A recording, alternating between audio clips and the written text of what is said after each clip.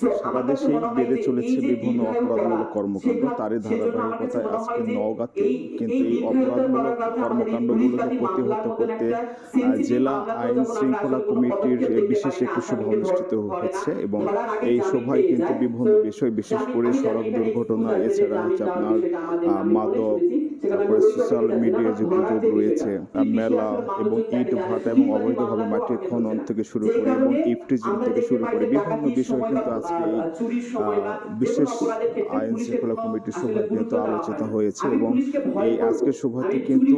জেলার বিভিন্ন যে আইন শৃঙ্খলার সঙ্গে জড়িত সংশ্লিষ্ট দপ্তরগুলো রয়েছে তারা কিন্তু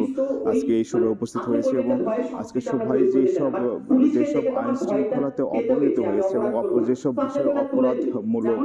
কর্মকাণ্ডগুলো বাড়ার সম্ভাবনা রয়েছে সেই সব বিষয়ে বিভিন্ন সিদ্ধান্ত নেওয়া হয়েছে। সেই সিদ্ধান্ত যেন আগামী 7 দিনের মধ্যে বাস্তবায়ন করা হয় সেই বিষয়ে কিন্তু জেলা প্রশাসক কঠোর হুঁশিয়ারি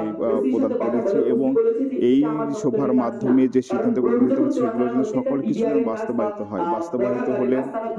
সারা দেশের মধ্যে নওগাঁ এখনো যেমন শান্তিপূর্ণ অবস্থা রয়েছে এবং আগামীতেও শান্তিপূর্ণ অবস্থা থাকবে বলে কিন্তু তারা রয়েছে এবং সবাই কিন্তু যে অংশগ্রহণকারী আছে তারা কিন্তু বিষয়গুলো তুলে ধরেছে,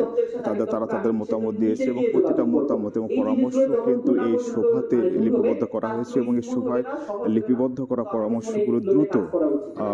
বাস্তবায়ন করতে হবে এবং বাস্তবায়নের মাধ্যমে নওগাঁর যে শান্তি শৃঙ্খলা রয়েছে বজায় রাখার জন্য যেসব সিদ্ধান্ত গ্রহণ করা হয়েছে সেই সব সিদ্ধান্তগুলো যদি মাঠ পর্যায়ে সফলভাবে যদি প্রয়োগ করা হয় তাহলে নওগাঁর যে আইন শৃঙ্খলা পরিস্থিতি এবং সার্বিক পরিস্থিতি আজকে ভালো রয়েছে এবং আগামীতেও এই শান্তিপূর্ণ পরিবেশ বজায় থাকবে এমনটা আশা করা হয়েছে। তো নওগাঁ থেকে আইন শৃঙ্খলা কমিটির বিশেষ সভা নিয়ে আমার কাছে ছিল এই সর্বশেষ তথ্য।